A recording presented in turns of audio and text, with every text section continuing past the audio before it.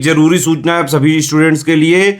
Study for civil services का Android app Google play store में आ चुका है, उसको प्लीज तुरंत इंस्टॉल कर लीजिए। और अगर आप स्टडी फॉर सिविल सर्विसेज के सिर्फ ऐप से कोई भी कोर्स, कोई भी पीडीएफ परचेस करते हैं तो उसमें अप्लाई कूपन, अगर आप ज्ञान सर जो है आप उसमें अप्लाई करते हैं, ये कूपन कोड है, तो उसमें 20% फीस तुरंत माफ हो जाएगी। मतलब 20% डिस्काउंट तुरंत उसमें लग जाएगा। ज्ञान सर लिखना है, नॉर्मली ज्ञान सर, स्मॉल लेटर में है सब कुछ, कोई स्पेस नहीं, कोई कॉलम नहीं, सिर्फ ज्ञान सर, GYANSIR। इस तरह से अगर कूपन कोड लगाते हैं आप ऐप में बाई करने से पहले, जो अप्लाई कूपन वाले में आता है, तो 20% का डिस्काउंट तुरंत मिलेगा। वीडियो देखिए। नमस्कार दोस्तों, एक बार फिर से आपका स्वागत है यूपीपीएससी बेस्ट ऑनलाइन कोचिंग के इस चैनल पर। आज की इस क्लास में हम लोग केमिस्ट्री से जुड़े कुछ महत्वपूर्ण प्रश्नों का डिस्कशन करेंगे जो कि किसी न किसी प्रकार के प्रतियोगी परीक्षा में पूछे गए हैं। तो दोस्तों यह क्लास आपके लिए अत्यंत महत्वपूर्ण है। वीडियो को आप पूरा अंत तक देखिएगा, आपको कुछ चीज़ें नई सीखने के लिए मिलेंगी। और अगर आप पीसीएस के कंप्लीट प्रिपरेशन के लिए टीम के पेड कोर्सेज से जुड़ना चाहते हैं तो इन दिए गए नंबर पर कॉल या व्हाट्सअप करके टीम के पेड कोर्स से जुड़ने की प्रक्रिया समझ सकते हैं। ये ज्ञान सर का व्हाट्सअप नंबर है, आप यहाँ से व्हाट्सअप के माध्यम से भी जानकारी प्राप्त कर सकते हैं। और दोस्तों अगर अभी तक आपने प्ले स्टोर से स्टडी फॉर सिविल सर्विसेज का एप्लीकेशन इंस्टॉल नहीं किया तो जरूर इंस्टॉल कीजिएगा। एप्लीकेशन के माध्यम से आप किसी भी कोर्स को परचेस करते हैं तो आपको अप टू 50% तक का डिस्काउंट मिलेगा। तो चलिए दोस्तों बढ़ते हैं आगे अपने क्लास की ओर। देखिए यहाँ पर कुछ प्रश्न दिए गए है ना, ये प्रश्न है और यहाँ पर इसका उत्तर दिया गया। ये विभिन्न प्रकार के प्रतियोगी परीक्षाओं में पूछे गए, इनके विकल्प नहीं दिए गए, उत्तर डायरेक्ट दिए। तो चलिए हम लोग देखते हैं। पहला प्रश्न कुछ इस प्रकार है, एक परमाणु की परमाणु संख्या क्या होती है जिसमें प्रोटॉन 10 और न्यूट्रॉन 11 होते हैं। देखिए प्रोटॉन 10 है और न्यूट्रॉन 11। तो जब कभी भी हम लोग बात करेंगे परमाणु संख्या, जिसको कि परमाणु क्रमांक कहते हैं, तो परमाणु संख्या हमेशा प्रोटॉन की संख्या के बराबर होते हैं, जबकि परमाणु भार प्रोटॉन और न्यूट्रॉन के योग के बराबर होता है। तो यहाँ पर परमाणु संख्या पूछा है तो परमाणु संख्या 10 होगा, क्योंकि प्रोटॉन कितने हैं, 10 है। आगे दिए कार्बन के एक परमाणु में 6 प्रोटॉन होते हैं और उसकी द्रव्यमान संख्या 12 होती है, तो कितने न्यूट्रॉन होंगे। देखिए आपने अभी अभी जस्ट पहले में देखा है कि जो द्रव्यमान संख्या होता है या जिसे कि परमाणु भार भी कहते हैं, ये क्या होता है, प्रोटॉन प्लस न्यूट्रॉन के योग के बराबर होता है।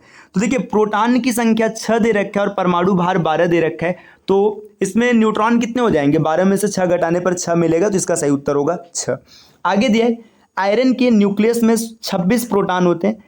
आयन मतलब यहाँ पे Fe2+ आयन में इलेक्ट्रॉनों की संख्या कितनी है। देखिए जब कभी भी धनावेशित होता है तो उसमें से इलेक्ट्रॉन बाहर निकलते हैं। तो 26 में से जब 2 धनावेश मतलब 2 इलेक्ट्रॉन बाहर निकले तो 26 में से 2 कम करने पर मिलेगा 24, तो इसका सही उत्तर है 24। आगे दे रखा है किन कणों में कणीय तरंग की द्विप्रकृति पाई जाती है, इलेक्ट्रॉन, इसका सही उत्तर होगा।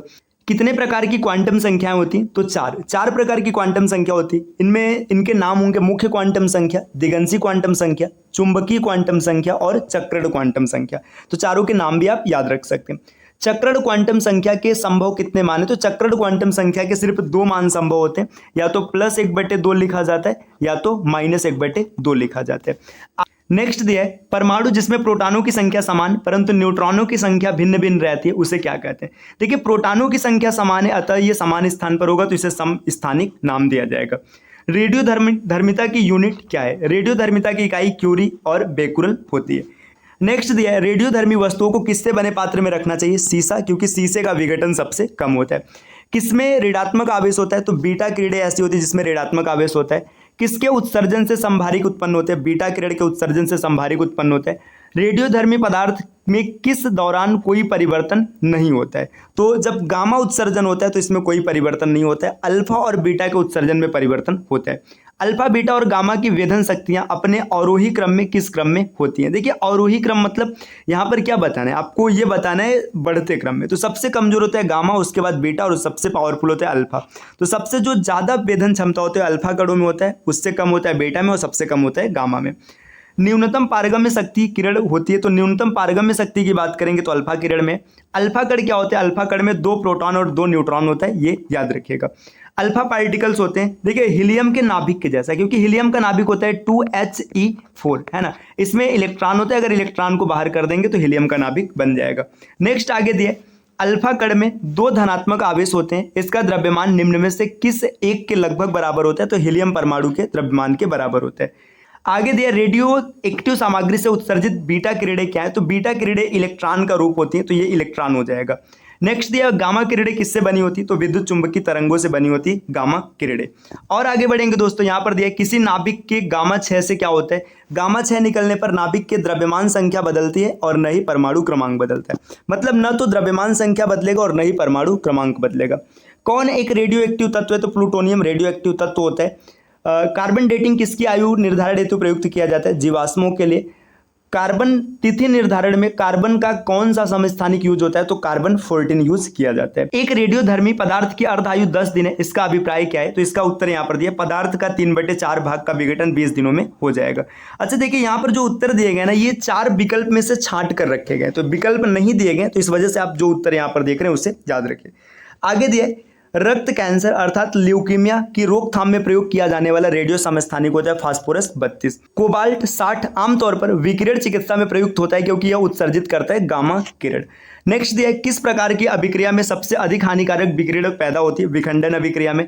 परमाणु विखंडन क्या होता है, एक भारी परमाणु के नाभिक के को छोटे छोटे नाभिकों में टूट जाने की क्रिया को परमाणु विखंडन कहते हैं। परमाणु बम किस सिद्धांत पर आधारित है, अनियंत्रित नाभिकीय विखंडन के आधार पर निर्धारित होता है परमाणु बम। परमाणु प्रस्फोटन किसके द्वारा प्रेरित होता है, अनियंत्रित श्रृंखला अभिक्रिया के द्वारा परमाणु प्रस्फोटन नियंत्रित होता है।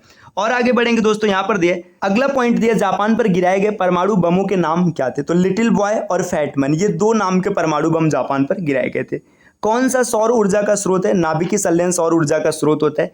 हाइड्रोजन बम किस सिद्धांत पर आधारित होते हैं, अनियंत्रित संलयन अभिक्रिया, इस सिद्धांत पर हाइड्रोजन बम बनाया जाता है। हाइड्रोजन बम विकसित किया गया था एडवर्ड टेलर के द्वारा, याद रखिएगा। परमाणु रिएक्टर का आविष्कार किसने किया था, एनरिको फर्मी ने किया था। एक परमाणु रिएक्टर में नियंत्रित रॉड क्या काम करती है, चैन रिएक्शन को नियंत्रित करने के लिए प्रयोग किया जाता है। चलिए इसके बाद आगे यहाँ पर दिया देखिए परमाणु रिएक्टर में विखंडन प्रतिक्रिया की दर को नियंत्रित करने के लिए का प्रयोग किया जाता है, जो खुद में ही विखंडन के बिना न्यूट्रॉन अवशोषित करता है, कैडमियम।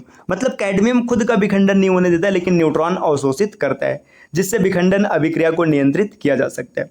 नाभिकीय रिएक्टरों की मूल प्रक्रिया क्या है, विखंडन। कल्पक्कम के फास्ट ब्रीडर रिएक्टर में कौन सा एक शीतलक प्रयोग में लाया जाता है, द्रवित सोडियम। नेक्स्ट दिया नाभिकीय अभिक्रिया के दौरान श्रृंखला अभिक्रिया को नियंत्रित करने के लिए न्यूट्रॉनों का अवशोषण करने हेतु किसका प्रयोग किया जाता है, बोरान का। कौन सा पदार्थ नाभिकीय रिएक्टर में मंदक का काम करता है, भारी जल। इसका समीकरण होता है या इसका सूत्र होता है D2O, ड्यूटेरियम ऑक्साइड, है ना। D2O लिखा जाता है जिसको ड्यूटेरियम ऑक्साइड कहते हैं। नाभिकीय रिएक्टर में किसे मंदक के रूप में प्रयोग किया जाता है, ग्रेफाइट को प्रयोग किया जाता है।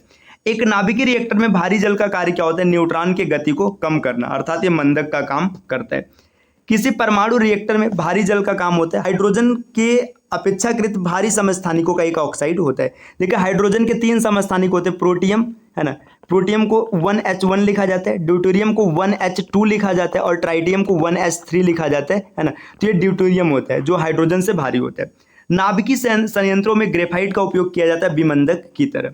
न्यूक्लियर रिएक्टरों में विमंदक और प्रशीतक दोनों की तरह प्रयुक्त किया जाता है भारी जल। NaCl में बंध पाया जाता है आयनिक बंध, सोडियम क्लोराइड में हमेशा आयनिक बंध होता है। 2 परमाणुओं के बीच बंध की प्रकृति अधिक होती है यदि उनकी विद्युत ऋणात्मकता का अंतर कम होता है, तो सहसंयोजक बंध।